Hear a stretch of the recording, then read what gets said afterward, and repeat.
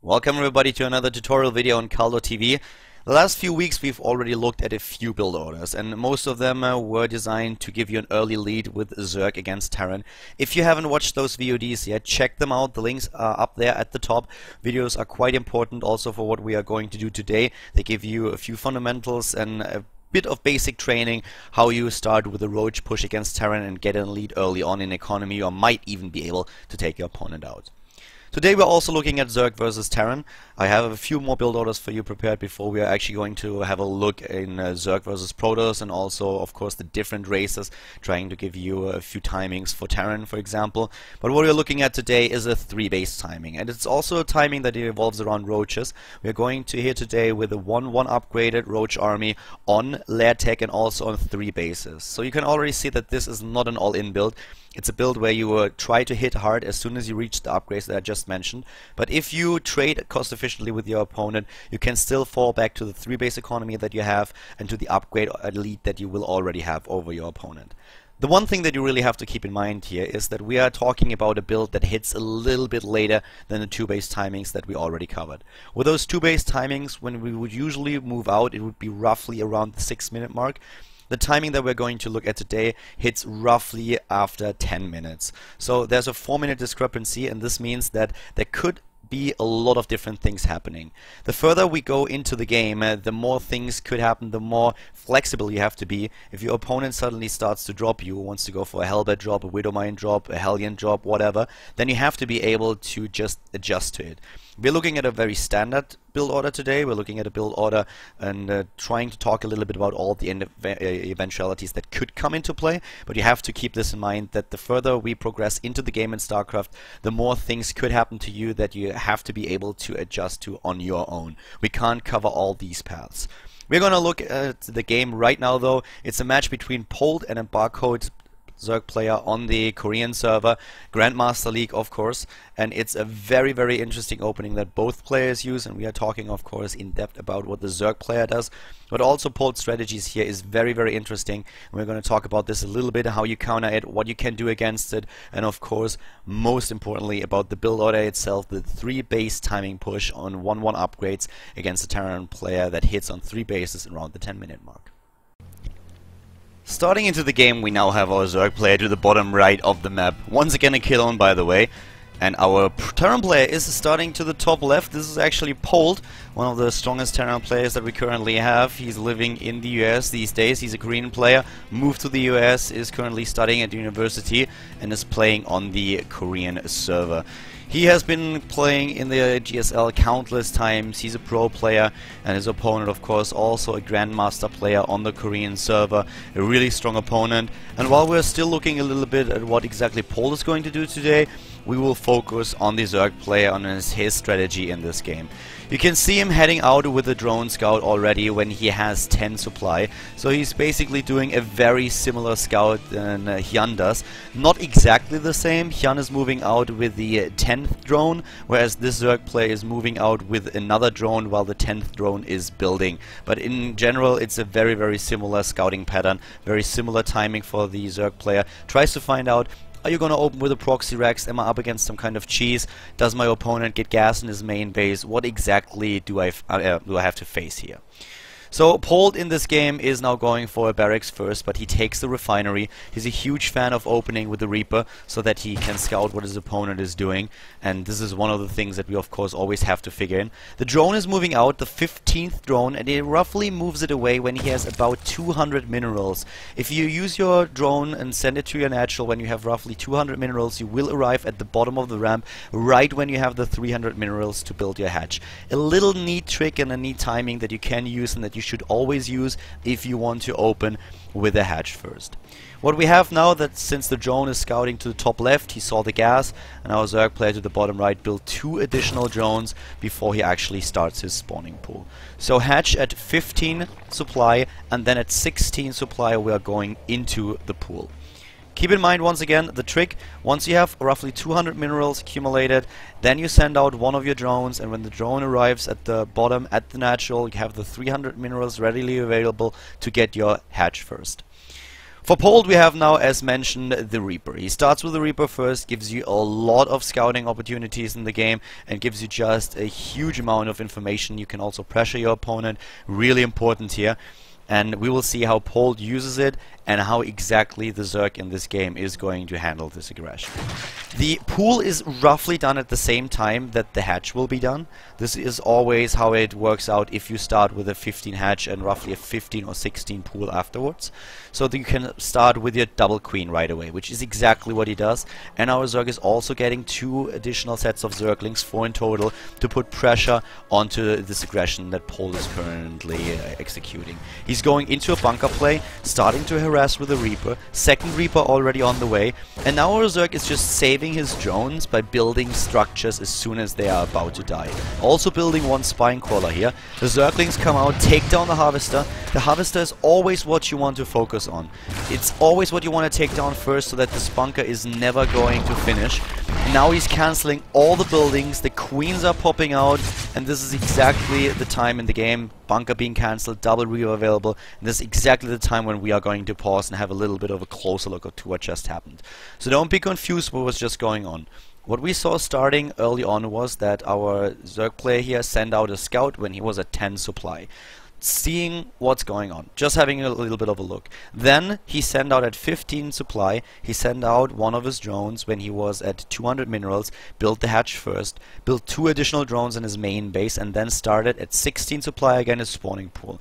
With this timing, the spawning pool is ready roughly at the same time the hatch is done. Then we go into double queen right away, and we build 2 sets of Zerglings, 4 Zerglings in total, in case our opponent does a bit of damage, but you want to have those Zerglings anyways, because you want to have some scouting information, you want to know what's going on, and you want to be ready when your opponent actually starts to attack with whatever. What's really important though, and you should always remember this, if your opponent builds a bunker, make sure that, doesn't matter if you attack the SCV with a drone or if you attack it with a Zergling, hold down your shift key and then click with the right click several times on the SCV. What that does is that every single time the SCV changes like a position because of the shifting pattern that an SCV undergoes when it builds a structure, the Zerglings or the drone will follow it and attack it. If you don't go for the shift click move, then the Zerglings will start to attack the bunker once the SCVs goes into the shifting movement to complete the structure, and the bunker could actually finish. Really important to remember here. But what we saw in this game is that the Zerg player decided to build double gas because he wanted to save his drones. He wanted to save the harvesters. You can really see that those 3 are low on hit points. So before they die, he just builds these structures and saves them. He also built a spore crawler here as the second building, which is important. Because if this bunker is actually finishing for some reason, then he has a spore crawler that he can move to the front to defend. He cancelled it because he realized, well, my queens are out. I don't need anything else. I have my Zerglings, I have a double queen. He only has 2 Reapers. There's no need for me to go for the spore crawler. Sorry, the spine crawler, of course. So he cancelled it and is now just mining with his units. And immediately after those queens were done, you can see that he started queen number 3 and queen number 4. So looking at this, we have the Zerg player in a position where he's on 2 bases. He has double queen, no gas taken just yet, going into 2 additional queens. Pold, on the other hand, is just building his own command center. The Terran player heading into a Hellion follow-up, which is very, very, very common. That's what nearly every Terran player on the ladder will do if he tries to execute a strategy like this. Reaper into Hellion. So let's just unpause the game and have a look how this continues. The queens are now out. Pold knows he can't really go in and do a lot of damage against the queens. Zerglings are still hovering around as well. And you can see that with the queen number 3 and number 4, the Zerg player will completely be safe against this. We have now 35 supply, 36. Actually at 36 of 36 supply, the Zerg built double gas and then started to drone up again. So we have now at 36 of 36 supply an overlord being built again, of course, and also the double extract. Double gas. Queens are out in just a second. 4 queens in total. Double gas at the expansion. Zerglings still trying to pressure the Reapers a little bit. Pold trying to be a nuisance, always going for the hit and run. But with 4 queens, there's not a lot he can do. 3 queens on the low ground for the defense, 1 queen in the main base for the injects. Of course, the extractors immediately been saturated by the drones, and now we're heading into the gas mining. And the most important thing is, of course, what do we do with the first 100 gas that we get? Even creep tumors here being laid down so that the creep is spread a little bit, so that it's easier to defend. And the first 100 gas go immediately into lair tech.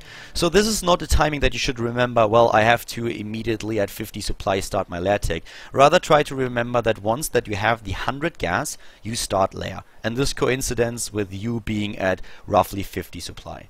The one thing that I didn't mention in this game just yet, in this tutorial, is the timing for the overlords that you have to build. Because it's a little bit pointless for you to remember, I have to build an overlord at this minute mark, I have to build an overlord there. You always want to try to build an overlord roughly 2 or 3 supply before you are supply blocked. That lines up quite well, so keep that in mind. But right now, important, 4 queen defense, creep spread a little bit at the bottom of the ramp, making sure that you have a nice setup so that it can deal with your opponent's aggression. We still have overlords here hovering to the top left. Didn't scout just yet, will soon see that there's an expansion though. Another overlord is also hovering over here, sees dropships, so the overlord placement, I just want to briefly glance at it because this is of course different depending on the map you play, but always keep that in your mind that you should have 2 overlords at your opponent's base somewhere so that you can scout for the expansion and you can see drops. And now of course, once again to emphasize it, first 100 gas straight into lair. Going back into the game, we have now the queens still saturating everything. The only thing that we are building is drones. We drone. Reapers are now joining the fight. And now that lair has been started, we are taking double gas in the main base too. We're going up to 4 gas right now. And we have another 100 gas already available. We're going into a double evolution chamber. So we start with the lair tech after we have the first 100 gas. After the lair tech, we go take double gas in the main base, and then we build double evolution chamber down at the ramp. Why do we build it here? Because we want to have something that obstructs the way of the Hellions if they decide to attack, so that's a little bit easier for us to wall off and to use our queens to block them. If you are scared, you can always also, let me pause here again, you can always just go in and add, for example, a spine crawler. If you're not quite sure what your opponent does, if you're scared that he might commit to this attack, a spine crawler, that sets you back 100 minerals, and of course it throws the timing off a little bit, but it gives you additional safety, so that's something that you can do. In the main base now, we have actually a little bit hidden the Roach Warren. And let me talk about this a little bit. Once again, just to go through the movements that have been taken through the steps. At first 100 gas, we go into the lair tech. As soon as the lair tech has been started, we take the double gas into the main base and saturate those. When we have taken the double gas, a few seconds later, we build at the bottom of the ramp, we build the evolution chambers. And with the evolution chambers, we can now, and we will in just a few seconds, start +1/+1. And then after those have been started, we build the Roach Warren. In this game, what is a little bit peculiar and what's very interesting is that the Zerg tries to hide the Roach Warren. You can do that by either spreading creep with the Overlord once lair is done, which is not the case right now. You want to start your Roach Warren before the lair is done, so you have to rely on creep tumors that have been spread. Why does he build the Roach Warren here? Very simple. If Polt scans, what he usually will try is scan the main base here to see about the lair tech and also about the structures. A lot of Zerg players will, for example, hide a spire over here or whatever structure nearby the main hatch, or he will scan at the bottom. But this is a position between the both bases which you usually don't scan. So the Zerg player tries to even hide the Roach Warren. You don't necessarily have to do that, but it's of course something that will really help you, and you can completely blindside an opponent here and take him down. Before we go into the rest of the replay, I want to have a quick look at what Polt does to explain to you a few things. What Polt is currently doing in his main base is getting a starport, and he also has another barracks coming up. We have him now building more and more Marines. He's currently going into Marines, into Hellions, and also into Reapers. So he's setting in also into Stim. So on 2 bases, he's now setting up a force to be a bit more aggressive. And we will come back to that later. He has Hellions at the front and he has Reapers. He also could try to commit and run in And if he does that, you have to really micro with your queens. You want to take these units down. You might have to build a spine crawler. You might have to use those drones to surround the unit, maybe micro them away. So that's really important. And also, of course, what you had to do if he tried to go into a drop play, you need to adjust accordingly and use those queen as defense. This is why you need to find out if he's actually like mining from a second base. He sees that. The Zerg player sees it because of the SCVs here. If you don't see a second base, then it means that your opponent might go into a one base play, and most important of all, his starport will be much faster, which means that he could hit you with a drop a lot faster than if he has a 2-base timing.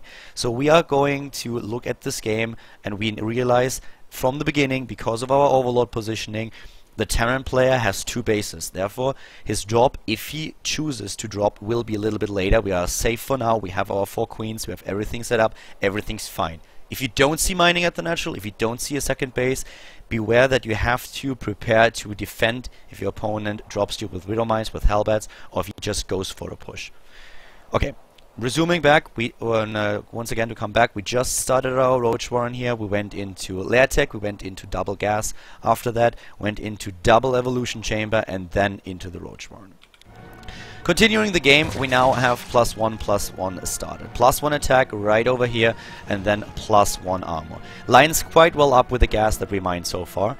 And at this point, we are at a harvester count of 51. We have 60 overall supply, and you can really see that the Zerg here doesn't really build anything anymore. There are no drones. At this point, he's just getting overlords. We also have an overseer morphing. I'm actually not quite sure where exactly that is. Let me find that out. Right over here. I think he just wants to be safe, as he realized that there are Widow Mines also in the game now. Wants to make sure that they don't run in. So we don't build anything anymore. We build 6 overlords, but no harvesters anymore. We have 51 drones. We have 60 overall supply, and now we don't get anything anymore. The Roach Warren is done, and immediately we take speed. We take speed and we start to build roaches at this point. We are still waiting for those upgrades to be done. Pold is now heading into more Widow Mines. He has a really strong army, even a 3rd command center now coming up. We are taking our 3rd base. We were sneaking the drone past our opponent's units, but the 3rd base is now being built. These units can't take that down. The 3rd base will not die to them. You can always send the Queen out to defend. And we just build more and more roaches. We defend against this, we take the Widow Mines down, just trying to push out a little bit. +1/+1 is not done yet, but look how wonderfully well that lines up with the speed. Speed and everything lines up so well. Transfuse is really important here. Only 2 queens are part of this. One of them died, small misstep, not too bad. Macro Hatch, or the 3rd base, is coming up over here. The roaches are on the high ground. He doesn't want to use them. He wants to surprise Pold. He wants to really hit hard with that timing. And now we have all these upgrades lining up, and bam, we are moving out. Pam. Look at that. Nearly 10 minutes. 9 minutes and 55. That's when we have 8 roaches on the way. We have 22 roaches already in the game. We have currently 3 queens, one of them just died. +1/+1 is nearly done. We already completed our speed for the roaches, so now we can stream across the map. At this point, we have 66 army supply against 40, and that will only increase when we build more roaches. The 3rd base is on its way, which means that if we don't take down the Terran player here, we can just jump back and macro it up. We already have Lair, we have 1-1, we have 4 gas, we have a 3rd base. So all these things line up so well, and we can always fall back on this. We can always start to just saturate the 3rd base, make sure that we get additional tech out, and that we are prepared. Hydra then for Hydralisks, Spire if you want to go Mutalisks, for example. A lot of different options that you have in this scenario. Pold in this game is preparing with a lot of Marines. He has Widow Mines set up at home. He's going now into additional units. We have him with 2 additional Widow Mines. Speed will be done for him. So it's not like he has been cutting too many corners here. Yes, he's going into a 3rd command center, but you want to do that at this point. So we are already ahead in supply, and we're really trying to hit hard now. Moving out with all of this. So moving in, and Pold now, of course, he sees what's coming. He saw with the Widow Mine what's going on. These units, yeah, they saw the 3rd base, but you can really see, did you see that? They didn't do a lot of damage. That's because against structures, these units are not too effective. He even has to move them back because there's so many units streaming across the map. We are still producing. We had 115 supply, now we are supply block, getting even more overlords. But these roaches, they are already moving in, tanking the shot here of the Widowmine, and we are just trying to break through. Paul with a little bit of a slip up here, not borrowing, but we are already in his base. We are taking down units. We are just annihilating everything. We are sending units over to the natural. Soon we can defend against what he has here. He needs way more Marauders, and he doesn't have them at this point. So really a big problem for him. If he had more Marauders, he could work a little bit better against us. But even with the Marauders, this is very difficult to hold. Even with siege tanks, the Terran player will suffer a huge amount of losses. And Paul, he has now suddenly to deal with a lot of roaches in his main base. He's losing way too much. His harvester count is already down to 29. He's losing even more. The Zerg can now decide to just drone it up completely, but he realizes that this is his chance to win the game right here and there. So he needs to just build more roaches, stream them across the map, and he can take it. But he always has the opportunity to just fall back into economy, saturate this third base, cut his losses here up to the top left, and just try to trade cost efficiently. So, really well played in this game by the Zerg. Of course, he was for a longer time not really disturbed by Paul. He didn't put on too much aggression.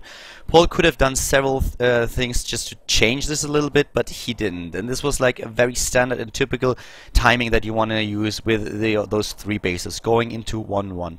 Realize, of course, those three bases are there, but only two of them have been used for mining. The other one is just as a backup plan, your safety net, in case that you don't take down your opponent. So what we did in this game is, after we started with a double gas at the natural, we waited for 100 gas to take. As soon as we had 100 gas, we went straight into our lair tech. Shortly after the lair tech started, we took double gas in the main base, so we were on 4 gas in total. We started the double evolution chamber at the bottom, at the natural, at the ramp, to have also something of a wall, just a tiny little bit. And after this, we started our roach warren. Coming up at 60 supply, we didn't drone anymore at all. We had already 51 harvesters. That's completely enough. You have 2 very well saturated bases, and you just build overlords that you have at least 6 additional overlords, so you can get a lot of roaches out there. Once lair finishes, your roach one will be done. You go into speed, and then you just keep producing roaches, roaches, roaches. At this point, you're already safe. If your Terran player decides, well, I'm gonna hit him right now, I'm gonna move in and take him down, you can use those roaches, just walk down and defend. But you want to hide them for as long as possible, and your queens, with all the energy that they already accumulated and the transfuse that they have available, they can deal with aggression, with a few Hellions, with a few Marauders. That's no problem at all for you. So don't freak out if you have a few units trying to run in. You can deal with the queens quite easily, and if that really isn't enough, then just use the roaches and then move out. As soon as your speed is done, the +1/+1 will line up quite well, and that's the time when you hit. You don't want to waste any time here. You will most likely be ahead in upgrades at this point in time. Your opponent might have a few siege tanks, few widow mines back at home, but you should be able to break through, take those down, and then do damage. In most cases, you might be able to take your opponent down right away and win the game. If that's not the case, then it's a judgment call. You look at what happens at your opponent's main base, and you look at your roaches, you look at them dying, and you realize, well, I'm killing a lot of harvesters here. So you have to make the choice of just reproducing roaches and going in, or building drones to saturate your third base. Keep in mind that the Terran player, if he actually defends well against your push, might just counterattack you. So don't spend all your lava on drones if you decide to drone up and just saturate your third base. Also build a couple of units to have them just there in case, and always continue the scouting pattern. So really important here. That you could very well see how beautifully that actually turned out to be. That worked so well. All the timing is lined up, everything just streamlined to this one big attack where we went in, took down most of our opponent's units, in this case won the game. But even if we can't pull this off, we are on 1-1, we have lair tech, we have 3 bases, we have everything that we need to take the advantage, carry it on in the late game, and then win the match. So a very, very strong push, a little bit different from what we focused in the past. We focused on 2-base timings in the early game to get ahead in the game, but this is a very, very strong early mid-game attack that you can execute. Practice it a little bit, practice it against Computer Easy before you try it on ladder. Try to get those timings down, try to get a little bit of a sense of when do I do what. It's not so much a thing of, well, I'm right now at 5 minutes and 35 seconds, I have to have this this, and this, and I have to build that right now. It's more about what do I do when I have my first 100 gas? What do I do with the gas after that? What do I do as soon as my layer tech finishes? How much do I have? When do I stop droning? We covered all these things in the tutorial, and I really hope that it's going to help you on ladder. Make sure that if you try that build on ladder, let me know. I'm really interested. I always check the comments after a few weeks and months and want to know how people do with those strategies that I present to you. So if you have good experiences, let me know. Let me know how it went on ladder, if it helped you a little bit to get better against Terran players. As promised, we will focus on a few additional tutorials very soon, where we will also look at Protoss play. What do I do against the Protoss? What's a good 2-base timing, a good 3-base timing? And after the Zerg tutorials, I will also make sure that I have a few tutorials ready for you, a few build orders for the Terran players amongst you, and also for the Protoss players. I really hope that you enjoyed the video, that you learned a little bit, and that you can execute that ladder, that it helps you. If you did, please sure to not only upvote the video, but also subscribe to the channel. You can do that right there to the top. Subscribe to Caldor TV. I would really appreciate it. And you can always send me a tweet on Twitter @Caldor if you have any additional questions, if you did well with the build on ladder. I hope that you enjoyed the video today. I will upload 1 video per day for the next few weeks once again, so make sure that you have a good look at the channel and the channel feed. I see you guys next time. Bye bye.